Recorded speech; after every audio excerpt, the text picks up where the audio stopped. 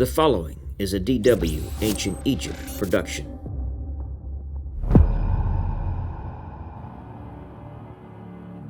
Pharaoh Hor-Aha inherited a unified kingdom from his predecessor Narmer and became the first king of the first dynasty. The commonly used name Hor-Aha is a rendering of the pharaoh's Horus name, an element of the royal titulary associated with the god Horus, and is more fully given as Horus-Aha, meaning Horus the fighter.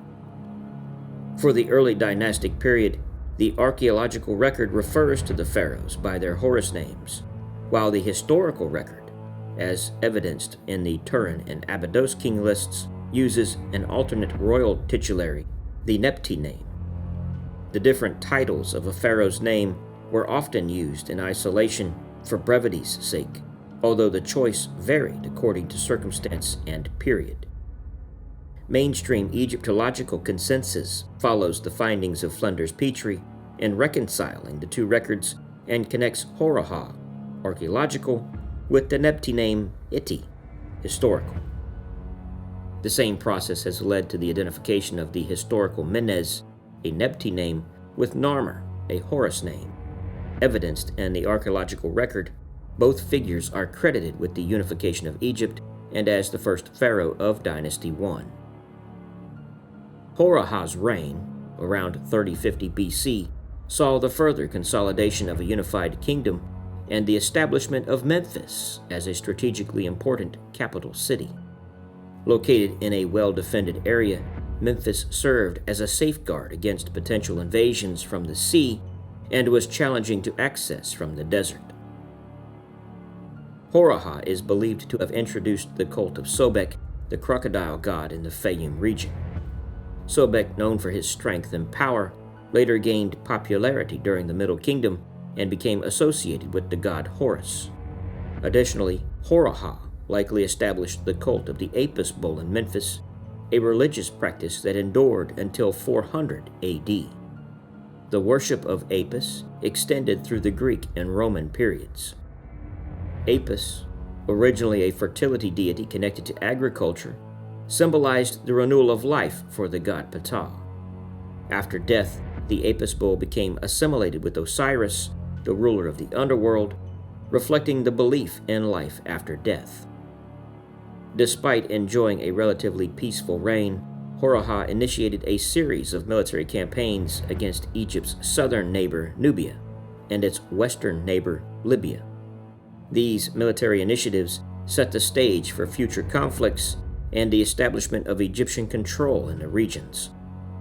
Hor-Aha also engaged in trade relations with Syria-Palestine, further expanding Egypt's influence and economic opportunities. According to the historian Manetho, Hor-Aha met his demise when he was carried away by a hippopotamus. Although this account may be legendary, it highlights the importance of the Nile and its wildlife in ancient Egyptian culture.